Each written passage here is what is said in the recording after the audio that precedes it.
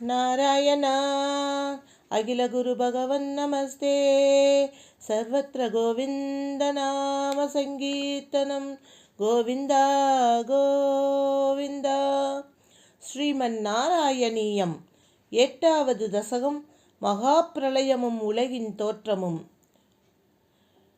பகவான் குருவாயூரப்பனே, பிராகிருத பிரளயமான மகாப்பிரளயம் முடிந்தபின் முதலாவதான பிரம்மகல்பத்தில் தோன்றிய பிரம்மதேவன் மறுபடியும் குருவாயூரப்பனிடமிருந்தே வேதங்களை பெற்று முந்தைய கல்பத்திலே இருந்தது போலவே படைப்பினை செய்தார்.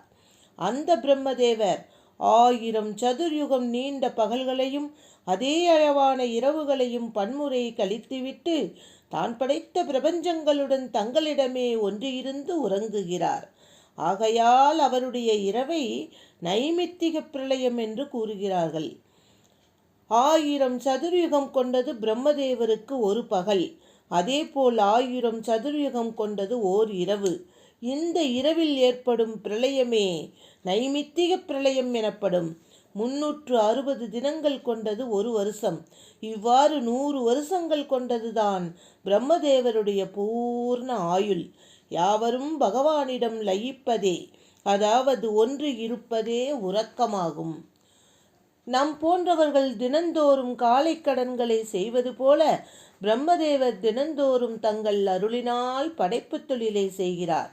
பிரம்மகல்பத்திற்கு முன் தோன்றியவர்களும் 2 பரார்த்தங்கள் கால அளவுள்ள ஆயுள் பெற்றவர்களுமான சிரஞ்சீவிகளின் படைப்போ தூங்கி விழிப்பதற்கு ஒப்பாக உள்ளது. 2 பரார்த்தங்கள் என்பது மானிட வருஷத்தில் 3,11,04,00,000 கோடி வருஷங்கள். எங்கும் நிறைந்து விளங்கும் குருவாயூரப்பா, இப்பொழுது அந்த பிரம்மதேவர் தனது ஆயுளில் பாதியாகிய 50 வருஷங்கள் அடங்கிய ஒரு பரார்த்தத்தை கடந்து இருக்கிறார் என்பது வெளிப்படை.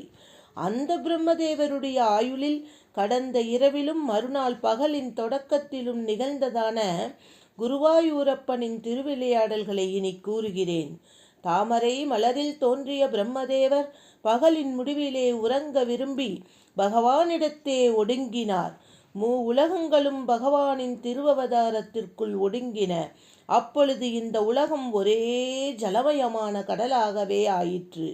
உலகமெங்கும் ஜலமயமான பொழுது பகவானுடைய மற்றொரு வடிவாகிய சர்ப்பராஜனான ஆதிசேஷன் மேல் சச்சிதானந்த வடிவினரான குருவாயூரப்பர் யோக நித்திரையில் பள்ளி கொண்டிருந்தார். மூல பிரகிருதி முதலிய சகல சக்திகளும் பகவானிடமே லயித்திருக்கின்றன. அகில ஜீவ கோடிகளும் பகவானிடமே இளைப்பாறுகின்றன. அப்படிப்பட்ட பகவான் காலம் என்ற பகவானுடைய சக்தியை பார்த்து, பிரளயத்தின் முடிவிலே என்னை எழுப்புக என்று கட்டளையிட்டு விட்டு பிரளயத்தின் தொடக்கத்தில் அந்த ஆதிசேஷன் மீது உறங்கத் தொடங்கினார் அல்லவா. உலகநாதனான குருவாயூரப்பா, ஒத்தாரும் மிக்காரும் இல்லாத மாயனான பகவானே, இவ்வாறு 1000 சதுர்யுகங்கள் உறங்கிக் கொண்டுதான் இருந்தீர்கள். அதன்பின் முதலில் விழித்த காலமென்ற பெயருடைய பகவானின் சக்தி தங்களை எழுப்பியதன்றோ. பிரளய காலத்திலே நீரின் நடுவிலே பள்ளி கொண்டிருந்த பரமனே, விழித்தெழுந்த தாங்கள் அகில உலகங்களும் தங்களிடமே நுண்ணிய வடிவிலே ஒடுங்கி இருப்பது கண்டு அவ்வுலகங்களின் மேல் பகவானின் அருட்பார்வையை செலுத்தினார். இறைவனே, அதன் பிறகு பகவானுடைய தொப்புள் குழியிலிருந்து பகவானிடம் மறைத்திருந்த அனைத்து ஜீவராசிகளும் அவற்றின் நுகர்பொருட்கள் ஆகியவற்றின் நுண்வடிவினரான மொட்டு தோன்றி அதனின்று தெய்வீகமானதொரு தாமரை மலர்ந்தெழுந்தது. அந்த தாமரை மொட்டு தங்கள் திருமேனியினின்று நீரின் மேல் வளர்ந்து வெளிவந்து நாற்றிசைகளிலும் பரவிய தனது ஒளியால் இருள் முழுவதையுமே அளித்தது. பகவானது யோக சக்தியால் உண்டான அந்த தாமரை மொட்டு வியக்கத்தக்க முறையிலே இதழ்கள் நன்கு விரிய மலர்ந்தது. அதனின்று பத்மஜன் என்ற பிரம்மதேவர் தோன்றினார்.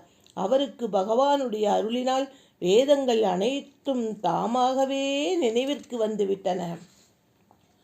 குருவாயூரில் வாழும் பரமாத்மாவான ஹே விஷ்ணுவே, இந்த பாத்ம கல்பத்திலே பிரம்மதேவரை இங்கனம் தோற்றுவித்த அளவற்ற பெருமைகளை உடைய குருவாயூர் அப்பனே, என்னுடைய நோய்க்கூட்டங்களையும் அளித்தருள வேண்டுமென்று நாராயண பட்டத்திரி நம் அப்பன் குருவாயூரப்பனிடம் தஞ்சமடைகிறார். ராதே கிருஷ்ணா.